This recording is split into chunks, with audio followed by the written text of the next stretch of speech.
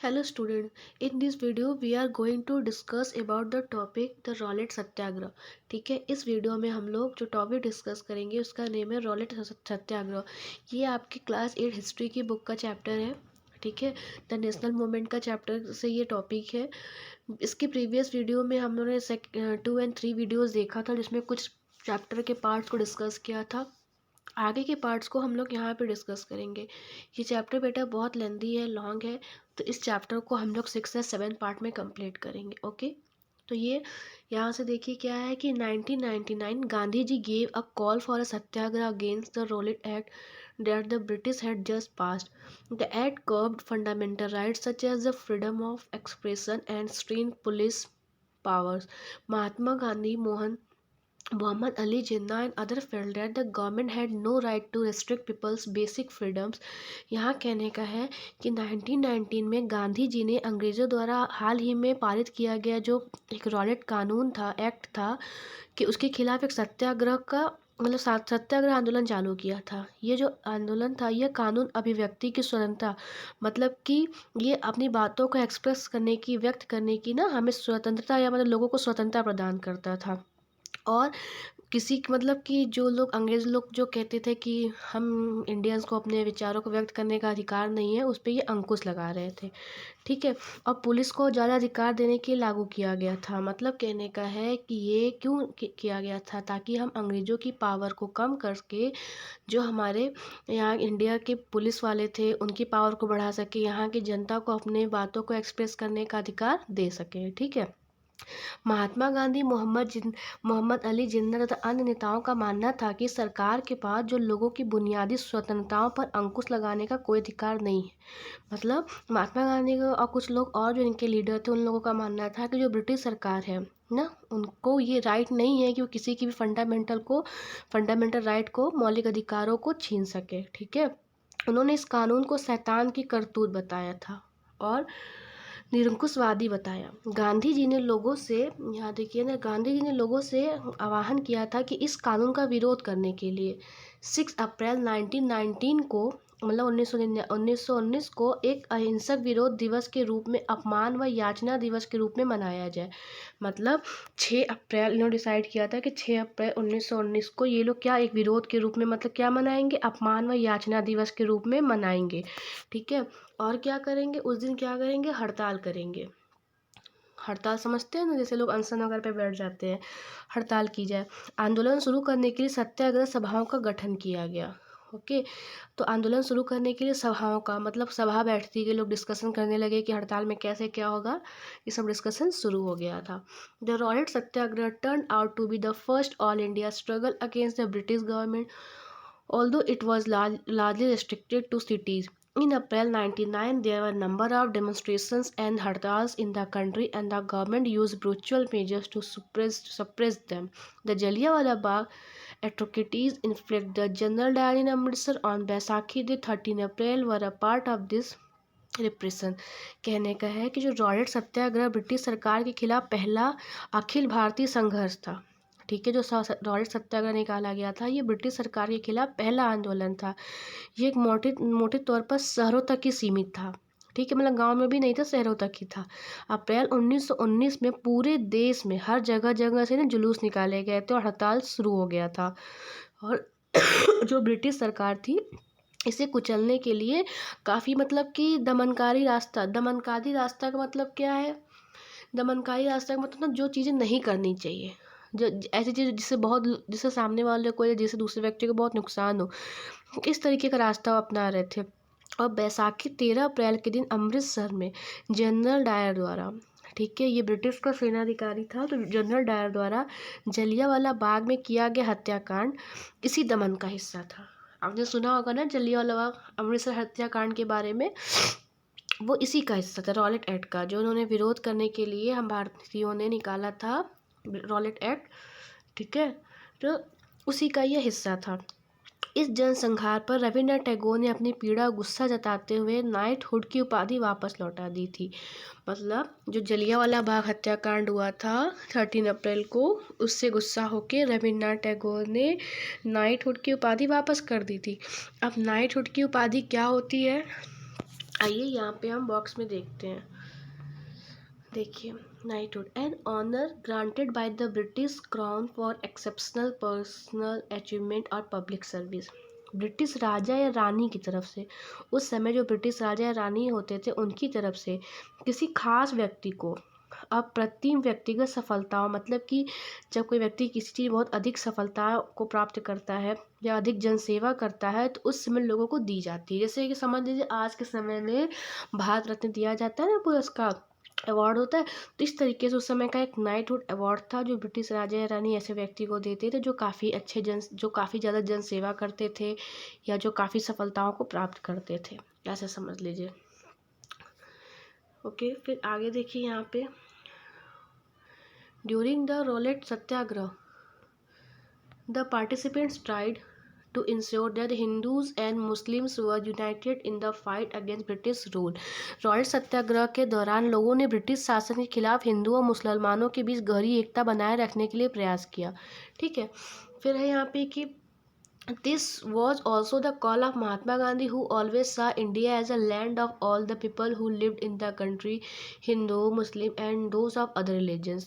Okay, Mahatma Gandhi भी यही चाहते थे कि उनकी राय ये थी कि यहाँ भारत रहने वाले सभी लोग यानी सभी हिंदू, मुसलमान और अन्य धर्म के लोगों का यह देश है।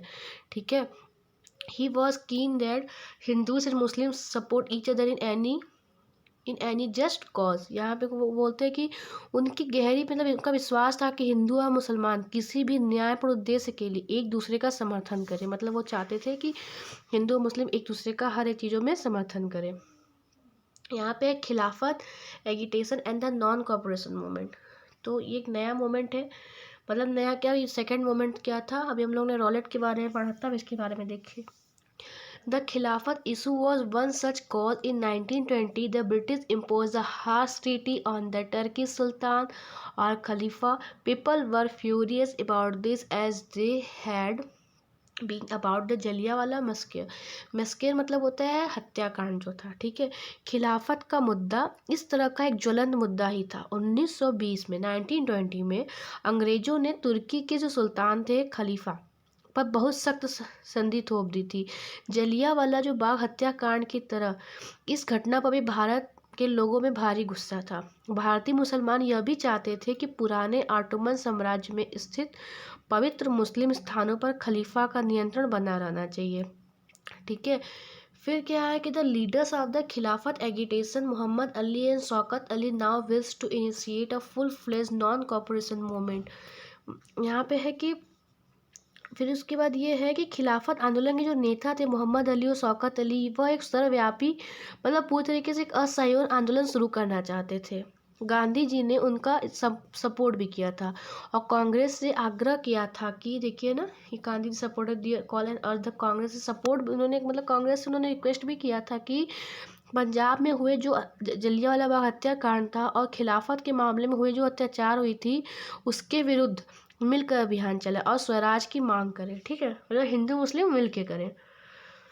फिर यहाँ पे है कि the non cooperation moment gain momentum through 1921-22। Thousands of students left government controlled schools and colleges. Many lawyers such as Motilal Nehru, सिया Das, Shri Rajagopalachari and Asaf Ali gave up their practices। British titles were surrendered and legislatures boycotted। People lead public bonfires of foreign cloth। कहने का यहाँ पे अर्थ है कि 1921-22 के जो दौरान है वो असहयोग आंदोलन को ना काफ़ी गति मिली, काफ़ी आगे बढ़ने लगा। हजारों विद्यार्थी स्टूडेंट ऐसे थे जो सरकारी स्कूल कॉलेज को छोड़ दिए थे और मोतीलाल नेहरू, सिया दास, श्री राम गोपालचारी, आसफ अली ऐसे बहुत सारे वकील जो थे ना वो लोग वकालत छोड़ दिए थे। ठीक है, अंग्रेज द्वारा दी गई उपाधि को वापस लौटा दिया गया और विधानमंडल जो भी थी उसका भी बहिष्कार किया गया।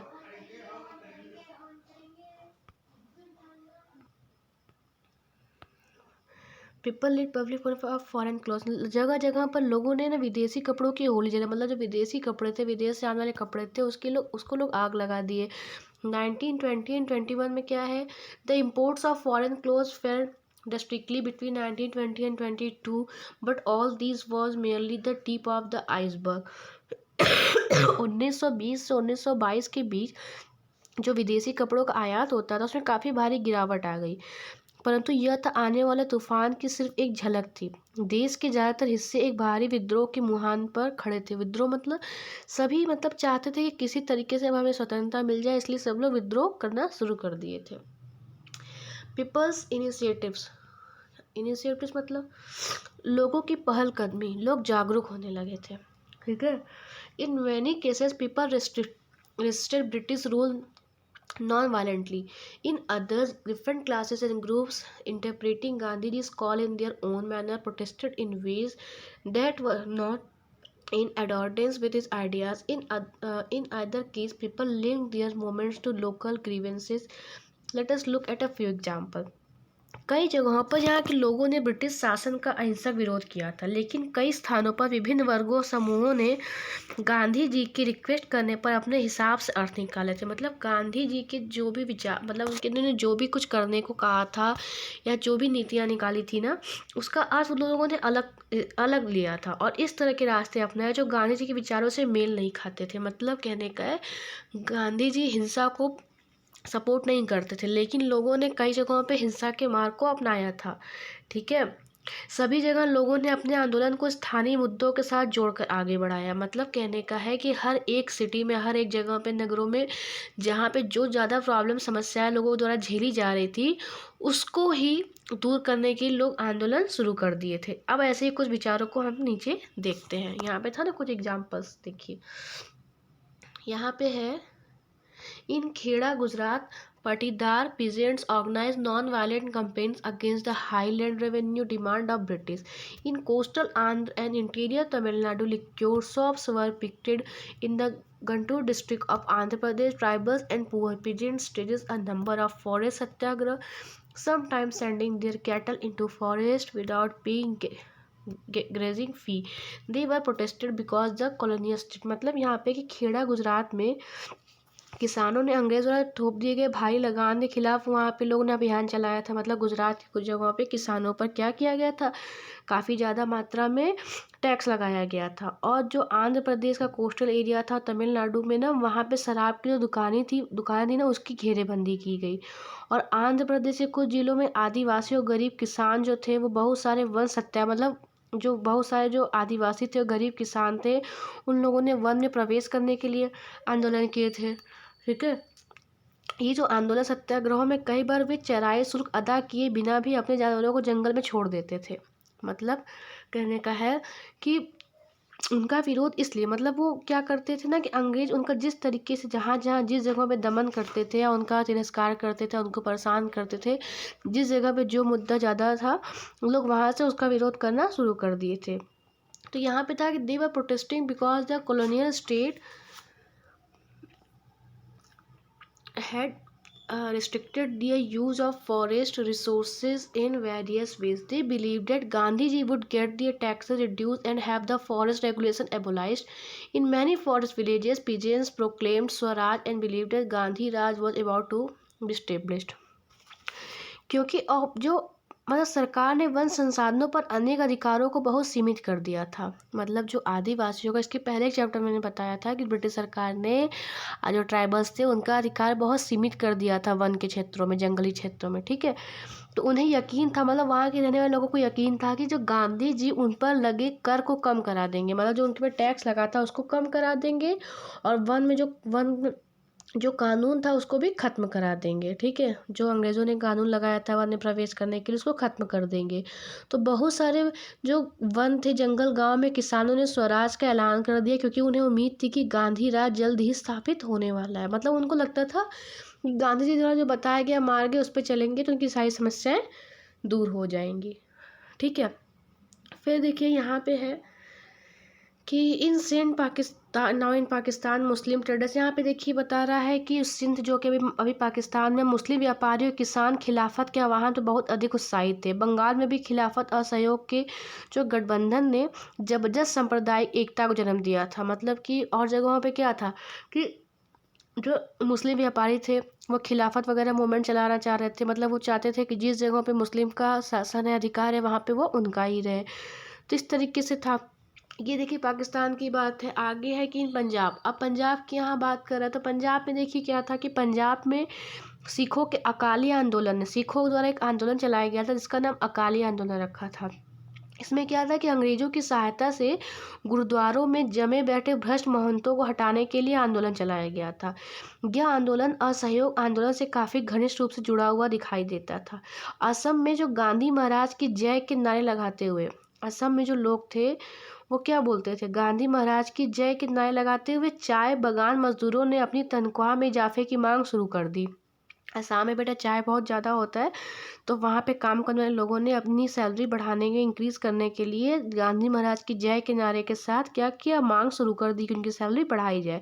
उन्होंने अंग्रेजी स्वामित्व वाले बागानों की नौकरी छोड़ दी, मतलब कि ऐसे जो मतलब खेत थे, बागान थे, उपवन थे, जो जो ब्रिटिश शासन के अंतर्गत आते थे, अगर वो लोग वहाँ काम करते थे तो उसको वहाँ पे नौकरी उन लोगों ने छोड़ दिया था। उन किसानों ने जो ब्रिटिश गवर्नमेंट के अंदर पे जो पार्क आते थे या उपवन आते थे उनमें, उनका कहना था कि गांधी जी भी यही चाहते हैं। इस दौर के बहुत सारे असमिया वैष्णव गीतों में कृष्ण की जगह गांधी राज का, मतलब कहने का है उस समय कृष्ण की जगह लोग गांधी राज का यश गान ज़्यादा किया करते थे उस समय, ठीक है। मतलब गांधी जी को लोग इतना पसंद करने लगे थे। सबको लगता था कि उनकी सारी मुसीबतों की जो जड़ को ख़त्म अगर कोई कर सकता है, सारी प्रॉब्लम को ख़त्म कर सकता है तो वो गांधी जी ही कर सकते हैं, ठीक। तो बेटा इस वीडियो में बस इतना ही। The rest part of the chapter we will discuss in next video.